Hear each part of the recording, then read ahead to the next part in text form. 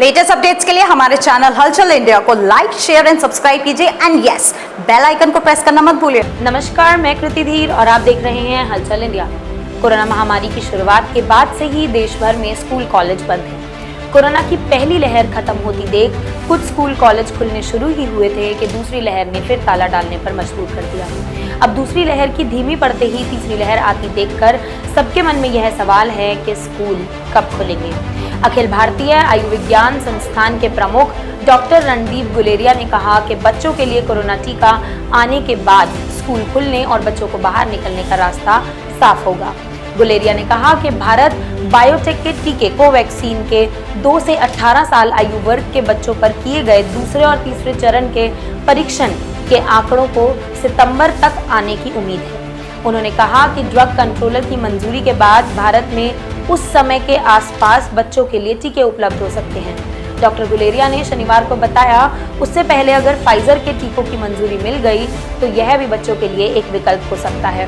सरकार के एक वरिष्ठ अधीक्षक के मुताबिक दवा निर्माता कंपनी जायड्स कैडिला के भी भारत के औषधि महानियंत्रण के सामने अपने कोविड-19 रोधी टीके जायको डी के आपातकालीन इस्तेमाल की मंजूरी के लिए आवेदन किए जाने की उम्मीद है।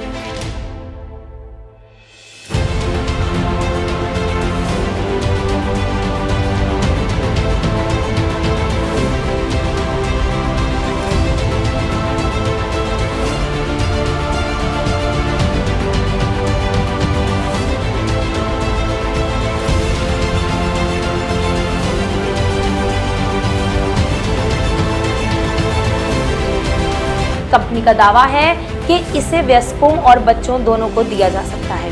डॉक्टर गुलेरिया का कहना है, इसलिए अगर जायड्स के टीकों की मंजूरी मिलती है तो यह भी एक और विकल्प होगा।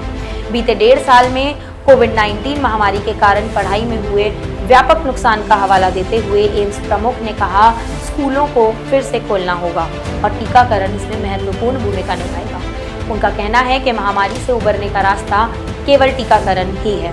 सरकार ने हाल में चेताया था कि कोविड-19 ने अब तक भले ही बच्चों को बड़े पैमाने पर प्रभावित नहीं किया हो, लेकिन अगर वायरस के व्यवहार या महामारी की गति में बदलाव आता है तो यह बढ़ सकता है।